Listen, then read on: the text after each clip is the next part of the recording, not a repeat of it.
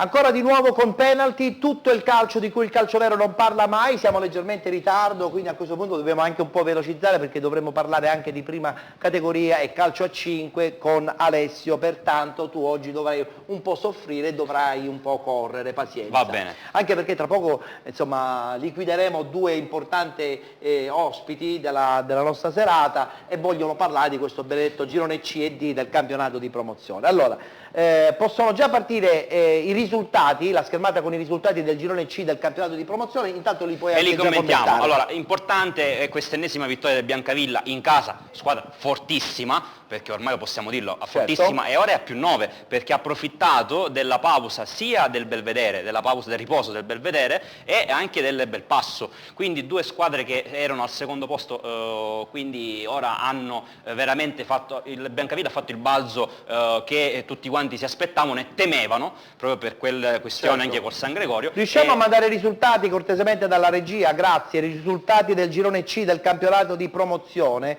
E sottolineiamo anche che insomma il Real Città di Paternò ha fermato anche lo Sporting 1-1, eccoli qui i risultati. in un campo veramente difficile, perché lo Sporting Trecastagni in casa è veramente una squadra devastante, una squadra importante che si mette bene in campo, il mister è veramente molto bravo, e un'altra vittoria importante è quella del Real Avola 2-1 contro il Real Aci. Attenzione, il Real Avola che era seconda, poi è tornata terza, poi magicamente è stata una squadra che ha ripreso un pochettino i tempi giusti. Andiamo avanti, andiamo con Ladrano che è ritornata alla vittoria contro la New Team Pozzallo, che purtroppo il cambio tecnico non ha giovato ancora, quindi speriamo che trovino anche loro un pochettino una quadratura ben chiara. Sì, esatto. Ben chiara. Allora, a questo punto guardiamoci questo pareggio importante del Real Città di Paternò, perché andando a pareggiare a Trecastagni probabilmente insomma, si tira leggermente fuori dalla crisi, anche se credo che nella seconda parte della stagione il presidente Mazzamuto insomma, opererà anche sul mercato. Guardiamo il servizio tra Sporting Trecastagni e Real Città di Paternò. Punto che fondamentalmente sta bene ad entrambe, quello conquistato dallo Sporting Trecastagni e dal Real Città di Paternò, che al Carlina pareggiano 1-1. Tutto nel primo tempo con i rossoazzurri ospiti del sempreverde Angelo Busetta, che vanno avanti dopo 5 minuti con un rigore trasformato da Longo. L'apnea dei gialloblu di Luca Di Gregorio dura però appena 22 minuti. Lo Sporting infatti pareggia al 27esimo con Abate, bravo a finalizzare una bella manovra corale. Il secondo tempo è pieno di azioni da una parte e dall'altra, per una gara vivace che testimonia la buona lena di entrambe le squadre e dove alla fine il pari è il risultato più giusto.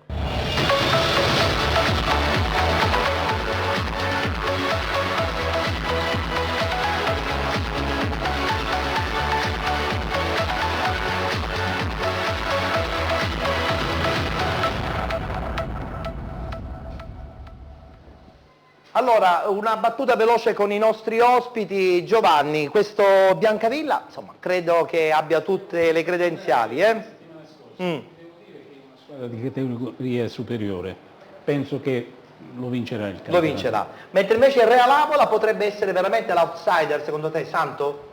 Sì, insieme comunque al Belpasso, sicuramente la squadra migliore che c'è, anche perché comunque Real Avola ha alle spalle un grossissimo pubblico, una grandissima tradizione. Quindi, indubbiamente, quindi sicuramente si giocherà le proprie carte nei playoff.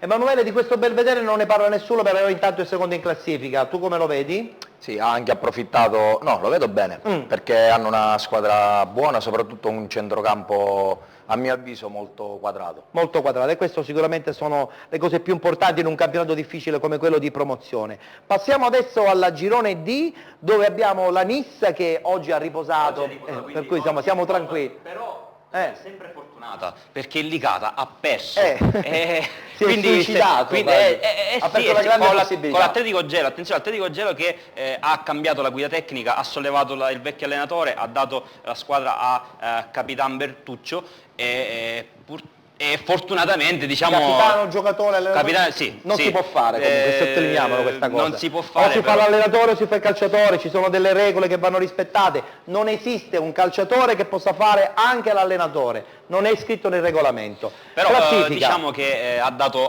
ragione. Vabbè, Atletico sicuramente Gela avrà l'esperienza, allora farà l'allenatore magari. Ha fatto bene, come hanno fatto bene tutte le ragusane, tranne il Ragusa. Il Ragusa non sappiamo, è una squadra inspiegabile, a volte va bene, fa vittorie spettacolari, è una squadra giovanissima, ha un allenatore bravissimo. Certo. Possiamo rivedere un attimo la classifica cortesemente del girone D, così la possiamo anche Esatto, commentare? però non si riesce a capire perché in casa certe volte ha questi tonfi che non riusciamo a capire. Per giunta il Marina va a vincere in trasferta in un campo difficile come quello dell'Aragona e prende 3 punti importanti per la classifica.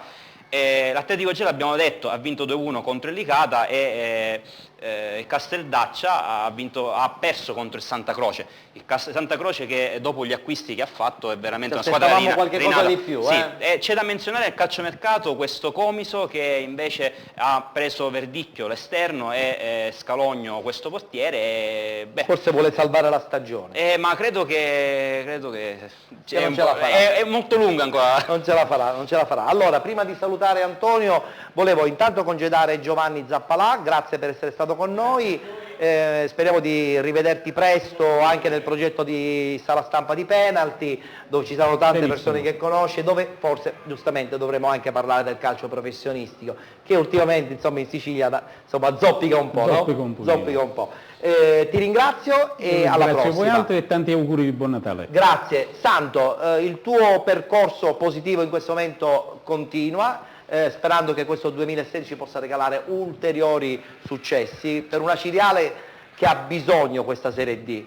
Anche se forse quest'anno è un po' difficilotta. Perché è difficile? Io non la vedo assolutamente difficile. Per la Ciriale non credo ci siano cose difficili, onestamente. E poi la città merita, ma la Serie D è relativo, cioè la città merita altro che non è la categoria che facciamo. Vero. Su questo basta vedere le immagini e la gente che ci segue in tutte le parti della Sicilia. Chiaro. Anzi, voglio In bocca al lupo proprio comunque. ringraziare i nostri tifosi. Voglio fare comunque gli auguri giusto. buon Natale e di un buonissimo anno nuovo a tutti i nostri ascoltatori. Perfetto, grazie Santo. Rimane con noi invece Emanuele, perché tra poco con lui parleremo anche di prima categoria. Che facciamo? Mi sa che andiamo in pubblicità. Saluto gli amici da casa. Vuoi fare gli auguri anche tu? Facciamo gli auguri di buon Natale, di buone feste. Ci vedremo giorno 27, poi giorno 3. Posso rubarti 2 secondi? Velocissimo. Volevo soltanto fare i complimenti al Canicattì, che dopo questa vittoria con Ragusa è ritornato in zona playoff e quindi credo che merita. Un complimento particolare al nuovo allenatore Giovanni Falzone, che insomma dopo la bella esperienza di Raffadali ritorna in pista e giustamente, anche lo sottolineava il nostro amico Giovanni, probabilmente nuova, può dire la sua. Giusto. Federica, allora ce la dici tu a questo punto, la tua, lanciandoci la pubblicità. Esatto, abbiamo un altro piccolo break pubblicitario, rimanete con Penalty.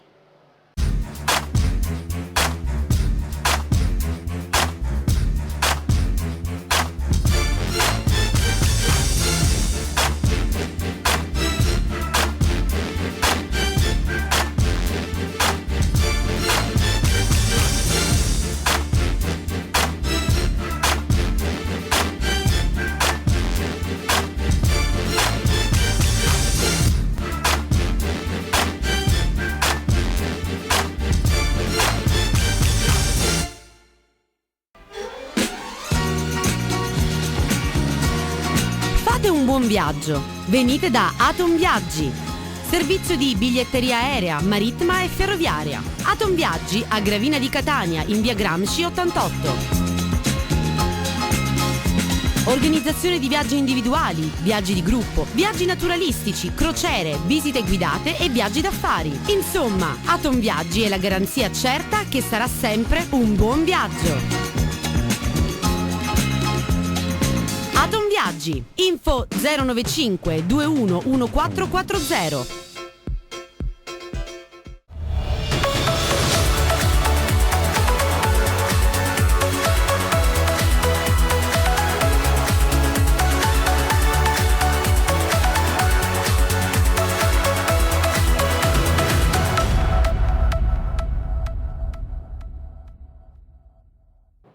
Rieccoci in studio, abbiamo qui Alessio Patti. Cos'è questa faccia natalizia? Forse hai fatto troppi regali e hai speso tutti i soldi della 13ª. Non tocchiamo questa 13ª, se esistesse ancora. Un saluto a No, te. ancora Ettore. esiste però, dai. Ah sì, no, mai vista una 13ª. Già, a malapena arriva lo stipendio. Un saluto a te Ettore e a tutti coloro che ci seguono da casa. Benissimo, allora Alessio, parliamo di prima categoria, lo facciamo subito con il girone A, dove comunque si è giocato qualcosa di interessante. Il girone più divertente, Ettore, secondo me, dei 4 che trattiamo, oggi ciò che faceva notizia era il big match di Sciacca, dove il Città di Giuliana si impone per 1-0, conquista la vetta della classifica e lascia la squadra casalinga a quota 21 punti, fuori dalla zona playoff e a -5 dalla vetta. L'Atletico Ribera compie una grande prova di forza vincendo nel campo del Balestrate in una gara molto sofferta ma meritata, e poi è Bagar con il Cianciano e il Fulgatore a 24 punti, 5 Torri Trapani e Salemi a 23, un girone davvero equilibrato che probabilmente si risolverà all'ultima giornata. Molto molto equilibrato. Passiamo adesso all'altro girone dove abbiamo questa continua lotta tra Calatabbiano, Giardini Naxos, c'è anche il Ciclope Bronte. Come la vedi? Oggi Ettore, il Calatabbiano ha dimostrato di meritare ampiamente il primo posto, la vittoria seppur di misura sul Milo è sicuramente una prova importante della squadra di Calatabbiano, che quindi supera quota 30 in classifica, sale a quota 32 e respinge l'offensiva del Giardini Naxos, che si è rinforzato ma si ferma per 1-1 nel campo del Città 10 Catena e si porta quindi a 5 punti dalla coppia Naxos-Bronte, il Bronte che vince 6-0 in casa contro il Città di Santa Venerina, grande prova degli uomini di mister Orefice. Allora, battuta con il nostro ospite, perché questo è un girone un po' che insomma ci appartiene a noi catanesi, no? Perché Calatabbiano, Milo, Giardini Naxos, il Bronte, insomma, che è storico. Come lo vedi? Perché il Calatabbiano sembrerebbe avere una marcia in più in questo momento. Sì, perché ha dei giocatori di categoria, dei giocatori che non sbagliano là davanti, è una buona struttura societaria, però non tralascerei il Giardini, perché come avete detto benissimo hanno fatto una campagna un rinnovo di campagna molto importante, hanno preso Mauro, che tra l'altro con cui sono molto legato, Mauro Patanè, poi Messina e poi tutti i ragazzi con cui ho anche giocato, Daniele Bonanno, Salvo Zagano. Insomma, hanno allestito una bella squadra, Hanno allestito una bella Speriamo, diciamo che è un campionato, come avete detto voi, pimpante. Speriamo ci faccia divertire. Ha detto bene, insomma, questo Giardini si è rafforzato. Secondo me l'anti-Calatabiano è proprio il Giardini. Non tanto il Ciclope, allora. Non perché il Ciclope non abbia dei giocatori di valore, il Ciclope ha un grande roster. Però sicuramente Giardini, Naxos e Calatabbiano hanno giocatori che conoscono bene la realtà del calcio dilettantistico siciliano, mentre i brontesi sono più giovani, devono ancora farsi le ossa sotto questo punto di vista. Quindi per me è perché di anti-Calatabbiano si parla, che è la squadra che è comunque la squadra da battere, è il Giardini Naxos. C'era forse Emanuele che voleva vedremo secondo me risalire anche la Cicatena, che per me ha preso un ottimo allenatore, che è Fabrizio Belluso, che saluto, che l'esperienza del beach è stato anche un mio compagno di squadra a San Gregorio. L'ho pure allenato Fabrizio, quindi conosco bene Fabrizio e so le qualità anche tecniche, oltre a essere stato un grande bomber, e poi lo ha dimostrato un grande allenatore. Ricordiamoci che attualmente è l'unico che ha vinto un campionato in Italia, seppur di beach, con la squadra di Bosco. E anche se torni indietro un paio di campionati anche con l'Atletico. Beh certo, chiaro, come giocatori sicuramente. Parliamo del girone F, dove il D'Agata mi perde a Mineo. Cosa è successo? Ettore, è la notizia del giorno. Il D'Agata, la corazzata del D'Agata cade nel campo del Caramineo per 3-0. La partita perfetta dei giocatori di Mineo, che segnano 3 reti, si difendono alla perfezione, non corrono neanche secondo me hanno sottovalutato la partita. È probabile, Ettore, capita in queste categorie inferiori, ciò non toglie che comunque il D'Agata rimane a +4 sulla seconda, il Militello ne approfitta e si avvicina, vince per 4-3 e attenzione al ritorno del Megara che aggancia il terzo posto in classifica e a quota 23 punti, lì c'è un errore nella classifica perché il Megara è terzo a 23 punti, a -7 dal D'Agata e secondo me il Megara se la vuole giocare fino alla fine. Indubbiamente. Senti, non abbiamo notizie tra Lineri Mister Bianco e NB Mister Bianco. Sappiamo che la gara è stata sospesa. Non le voglio sapere queste cose, non voglio sapere, so soltanto che è stata sospesa, quindi penso che sia successo qualche cosa. E siccome è successo qualche... Hai notizie? Ti posso dire perché noi abbiamo cercato di avere notizie. Semplicemente un infortunio meno male, siamo contenti, perché sennò... No, perché come pensavo dicessi... No, perché sai, è un derby, quindi insomma la cosa se la giocano... Che io sappia... Benissimo, siamo contenti anche perché conosco le due realtà, sono accese, a Mister Bianco c'è un derby importante, quindi non vorrei che fosse successo qualcosa. Siccome non avevamo notizia, abbiamo cercato di trovare notizie ma non ci siamo riusciti, però per fortuna è sospesa tranquilla. Una partita benissimo. Tranquilla. Chiudiamo il campionato di prima categoria con il girone che più ci piace, quello G. No, nel senso buono, perché piace meno secondo me perché è già chiuso. Infatti. Scherzi a parte, lo Sporting Eubea è ancora primo in classifica, batte per 3-2 una vittoria sofferta ma meritata, dove l'Atletico Scicli ha dato battaglia, è riuscito anche a pareggiare per 2 volte, poi lo Sporting Eubea l'ha spuntata con i suoi uomini migliori e arriva al secondo posto sfruttando il trend negativo del Floridia, arriva imperterrito il Calcio Vittoria che con un secco 3-0 fuori casa a Modica contro la Modicanese agguanta la seconda piazza, si porta addirittura a +3 sul Floridia che perde fuori casa contro il giovane Persciti. Abbiamo una classifica, una giornata, chiediamo scusa ai nostri telespettatori, evidentemente c'è stato qualche piccolo errore perché il Floridia era in testa sopra. Sì, lo possiamo benissimo dire, Sporting Eubea 32, Calcio Vittoria 24, Floridia 21, segue al quarto posto il Città di Canicattini a quota 19. Il nostro responsabile che si occupa della grafica è già in piena atmosfera natalizia, sì. Quando è arrivato nei nostri studi è arrivato con tanti pacchetti e pacchettini, si è dimenticato di prendere anche qui appunti, voleva fare regalo a Federica e quindi effettivamente è vero, il nostro Francesco Carabino è arrivato qui nei nostri studi con tanti pacchi dono per tutti, quindi evidentemente oggi ha dato proprio nel pallone più assoluto e succede, ma gli vogliamo bene perché sapete benissimo che la grafica è importante in un programma sportivo. Allora, ci dobbiamo fermare però, perché abbiamo l'ultimo break e poi finalmente grande finale con il calcio a 5. Tra l'altro non abbiamo parlato del Città di Catania e ce ne scusiamo, però insomma siete al sesto posto, zitti zitti, Pirazzo è contentissimo. Diciamo che sì, dopo oggi, lo conosco. Oggi sai benissimo. Qualche giorno fa ho parlato con mister Carlo Platani, ancora conta i punti che mancano alla salvezza. Ah, va bene, sì, parlate di salvezza, non credo, Carozzo. No, però ti dico che oggi era importante vincere in qualche maniera, purtroppo non è andata così. Vabbè, un pareggio però è buono. Sì, con un Atletico Pedara che si è sistemato, abbiamo di nuovo la fortuna di essere allenati, come menzionavi bene tu, da Carlo, che è un grosso... Beh, diciamo pure che è fregato un po' per questa categoria, decisamente. Lo possiamo dire, Carlo in gamba. Abbiamo fatto degli acquisti importanti come Vadalà, come Bonaventura, certo. Come il ritorno di Grisafulli. È una società, una grande realtà, comunque. Chiaro. È chiaro che bisogna però poi fare, come dite ben voi, il salto di qualità. E quello arriverà presto. Federica, ci lanci l'ultimo spazio pubblicitario e poi 20 minuti pieni per parlare di calcio a 5. Esatto. Sì, Ettore, abbiamo un altro brevissimo stacco pubblicitario, non cambiate canale, rimanete con Penalty.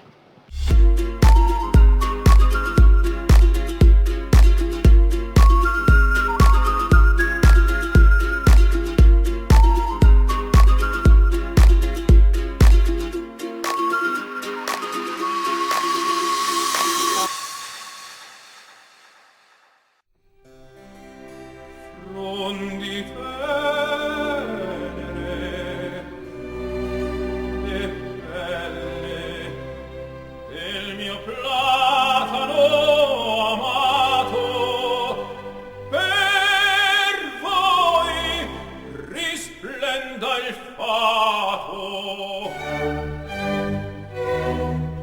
cannoni, lampi e procelle, non vole traggino mai la cara pace, ne giunga a profanarmi ostro rapace.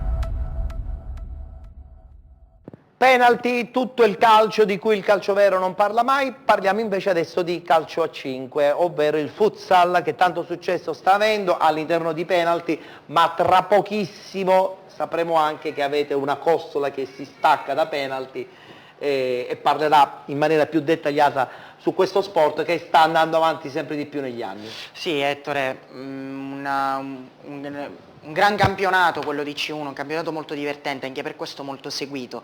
Ieri si è giocata la 12ª giornata nel campionato di Serie C1, come si può vedere dalle schermate, risultati anche piuttosto prorompenti. Il Mascalucia si impone per 10-1 in casa contro il Marsala Futsal, doppiette di Di Mauro e Bosco, triplette di Marchese e Finocchiaro, per una partita comunque anche abbastanza rocambolesca dove il Marsala era incerottato. Ciò non toglie che il Mascalucia è davvero una corazzata che fino alla fine del campionato lotterà per vincerlo. Abbiamo portato bene al Presidente, no? La settimana scorsa è venuto ospite. Direi proprio di sì. Importante anche il successo della Regalbuto, che dopo aver chiuso per 2-2 un primo tempo difficile, che ha visto anche l'espulsione di Campagna dopo 5 minuti, riesce a portare a casa l'intera posta contro l'Assoporto Melilli, vincendo per 5-3 e mantenendo la prima piazza a pari merito con il Mascalucia. Di questo risultato esultano Mabonat e Capaci, che vincono in trasferta, il Capaci per 3-2 a Gela, mentre la Mabonat vince 7-5 fuori casa contro l'Argirium. Non ne approfitta invece la Real Futsal, che perde in casa per 3-0 contro il Città di Leonforte, poteva prendersi la quinta piazza la squadra di Mister Bruno e non è successo. Vede i playoff il Cus Palermo, che con lo stesso punteggio 3-0, doppietta di Rao, gol di Giambona, una prova straordinaria, espugna il campo della Peloritana a quota 17 punti, vede la zona playoff, direi anche con merito. Certo, certo. Bene, allora a questo punto, dopo la parentesi legata alla Serie C1, abbiamo i 4 gironi di Serie C2, che non sono messi da parte, perché anche lì c'è un fermento considerevole, no? Assolutamente. Per esempio nel girone A abbiamo lo 091 Palermo che continua ad essere leader. Lo 091 è veramente la squadra da battere, la squadra del presidente Marino sta davvero dimostrando grande futsal e grandi velleità di promozione. Si ferma per 2-2 in uno scontro diretto, comunque non semplice, contro lo Sporting P5, una gara complicata. Il pareggio alla fine è il risultato più giusto, ma forse gli ospiti, chiedo scusa, i padroni di casa potevano meritare il risultato pieno. Al secondo posto la Real Parco accorcia perché si porta a 5 punti. Attenzione, perché il Palermo Calcio a 5 del presidente Messeri si prende la quinta piazza a quota 24 punti, ma alle spalle ha ben 4 squadre a quota 23, quindi quella dei playoff sarà una bagarre davvero molto divertente. Come divertente, Ettore, scusami se ti anticipo, il girone B, perché infatti è difficilissimo vedere alla prima giornata di ritorno, perché in Serie C2 siamo alla prima giornata di ritorno, ben 3 squadre al primo posto.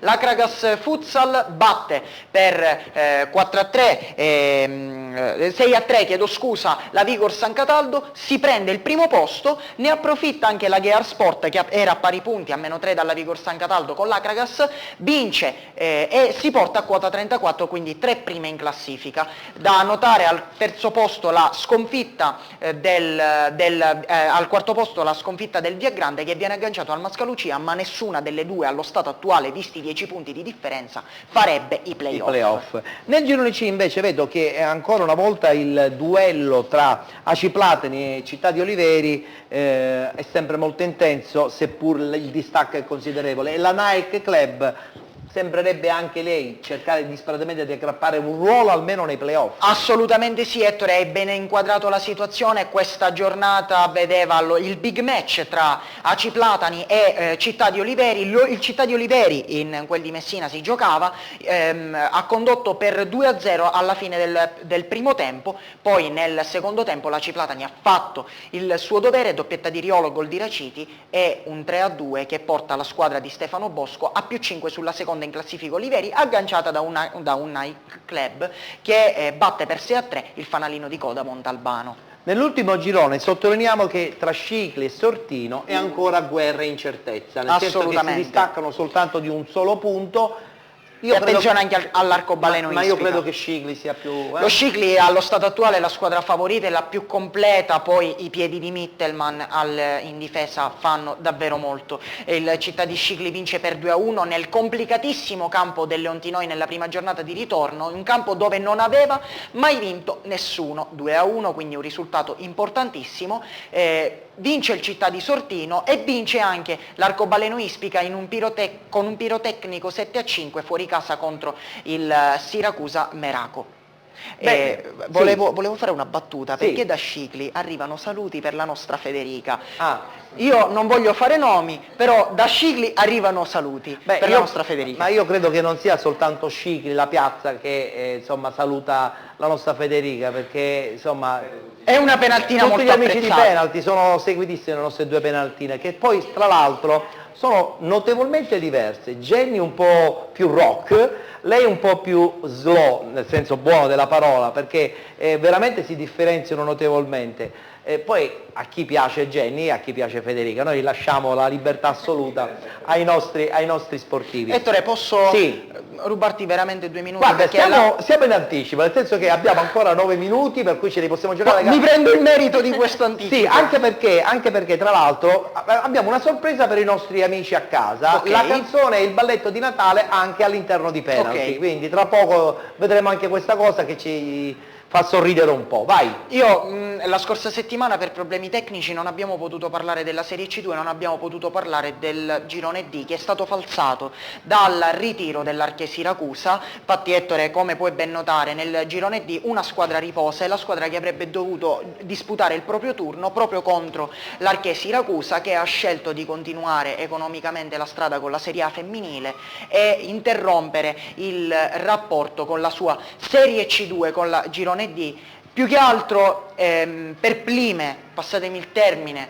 il ritiro, perché è arrivato all'ultima giornata di ritorno. Se la squadra avesse aspettato una sola settimana, oggi tutte le squadre avrebbero visto la propria classifica invariata e con la vittoria per 6-0 a tavolino conseguire i 3 punti. Non è stato così, l'Arche Siracusa ha rinunciato, quindi in questo girone da qui fino alla fine una squadra riposerà. Benissimo, avevo anticipato che ci sarebbe stata questa situazione legata un po' al balletto della sigla di Penalty. Mi hanno detto, vogliamo dare ancora più suspense e quindi la vedrete giorno 27, tra l'altro realizzata dalla Etna Country Style insieme alla nostra Jenny Diara, che oltre ad essere una penaltina è anche una ballerina. Per cui amici di Penalty, non vi preoccupate, stasera vedrete la classica sigla finale. Settimana prossima, cioè la puntata del 27 e poi la puntata di giorno 3, sarà invece una puntata dove avrete modo di vedere appunto la sigletta finale, tutta natalizia, tutta festiva, realizzata per noi in esclusiva di Penalty. Allora, siamo al momento finale. Emanuele, il Città di Catania, tu hai detto che sta facendo un campionato per salvarsi, noi non ci crediamo proprio, non ci crede nessuno. Non ci crede nessuno. Possiamo più nasconderci. Non vi potete più nascondere, e credo che questo qui è una cosa positiva, no? Perché, sì, decisamente, perché te lo devi mettere comunque come obiettivo, io credo, anche nella vita. Ma assolutamente. Tu invece il tuo obiettivo qual è? Quello di continuare a fare gol? Io ci provo, io ho una grande forza che è la mia famiglia. I gol li hai fatti sempre tu, ne hai fatti anche tanti, moltissimi direi, quindi... A quanto sei arrivato? Adesso ho passato i 300, e quindi siamo a 308, ce li stiamo godendo tutti, ma in queste categorie. Vi ringrazio, sono esaltato bene o male un po' da tutti, però credo che Purtroppo io ho un ricordo bruttissimo di Emanuele, campionato juniores, entrò, mi fece 3 gol e se ne andò. Lui giocava in prima squadra e per l'occasione lo fecero giocare nella juniores. È venuto a rompere le uova nel paniere. È venuto paniere. a rompere le uova nel paniere, però lo ricordo come un grande giocatore e un grande uomo, che è la cosa più importante, Sì, soprattutto a livello decisamente. dilettantistico. E penso, te lo dico con molta umiltà, di esserlo proprio. A prescindere, la cosa più importante di questi campionati è l'essere comunque te Assolutamente, stesso, assolutamente.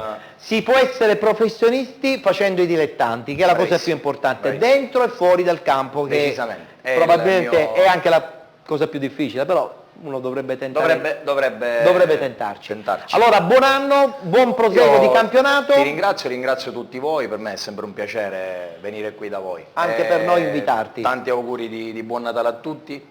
E un saluto particolare al Presidente Pinazzo, Sì, lo un abbraccio forte al Presidente Pinazzo. Anche al direttore e a tutti i ragazzi, il direttore Santomuretto e tutti i ragazzi del Città di Catania, con la speranza che risaliamo. Vabbè, non diciamo niente, questa classifica. Bene, passiamo ai saluti anche con Alessio, il nostro avanti un altro natalizio. Ormai ti hanno preso e ti conoscono, quindi sappiamo della brutta figura che hai fatto. Ti hanno fregato, secondo me. Io la mia vittoria l'ho fatta al di fuori degli studi, mi sono fatto la foto con la Bonas. Allora... Non ho raddoppiato un bel niente, però è stata una bella foto, comunque una bella esperienza, voglio dire, non capita tutti i giorni di essere seduti davanti a Paolo Bonolis o scambiare 4 chiacchiere con Luca Laurenti. Però se tornavi con un po' di soldi era meglio, Vabbè. Allora, salutiamo quindi Alessio. Un saluto a te, Ettore, un saluto a tutti i nostri telespettatori, cui auguro un sereno Natale. Benissimo, salutiamo anche la nostra penaltina, che sarà presente domani in occasione della premiazione dell'Ajax per la stagione 2015-2016, anzi avrai un ruolo anche importante perché sei conduttrice anche di questo evento, visto? È diventata una presentatrice oltre che una penaltina. Domani esco dalle vesti di penaltina e sarà una bella cosa, Borghetto Europa. Sì, esatto. Alle ore? Alle ore 17:30. Perfetto, noi verremo anche prima perché proprio lì realizzeremo la puntata speciale di giorno 27 di Penalty.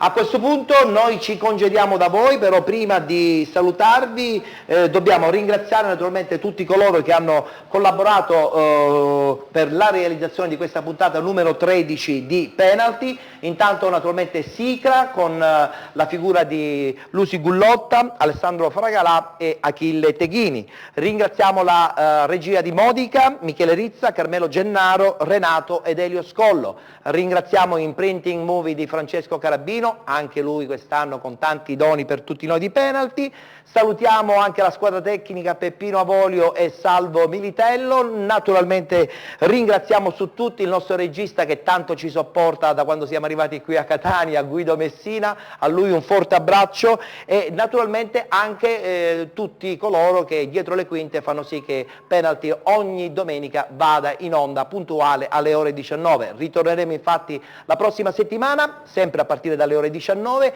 domenica 27 puntata speciale direttamente dal Borghetto di Catania, poi ritorneremo in studio giorno 3 presentando la domenica sportiva che partirà ufficialmente giorno 6 con le normali partite di tutte le categorie dilettantistiche. Giorno 3 tra l'altro inaugureremo anche la sala stampa di Penalty, che seguirà il consueto appuntamento di Penalty e partirà alle ore 21 sino alle 22:15. Però prima di salutarvi vi voglio ricordare che ci vedremo domani mattina a partire dalle ore 7:30 con il debutto della nuova fascia mattutina di Video Mediterraneo. Saremo in onda a partire dalle ore 7:30 sino alle ore 9 con il Coffee Time, il primo caffè della mattina, il caffè che rallegrerà e vi farà iniziare in maniera diversa, speriamo, la vostra giornata. Appuntamento quindi con il Coffee Time domani mattina in diretta alle 7:30 sul canale 11 e sul canale 823 di Sky. E che dirvi, Penalty ritornerà giorno 27, ancora una volta, sulle onde di questa straordinaria emittente regionale che vi segue puntualmente 24 ore su 24. Arrivederci a tutti.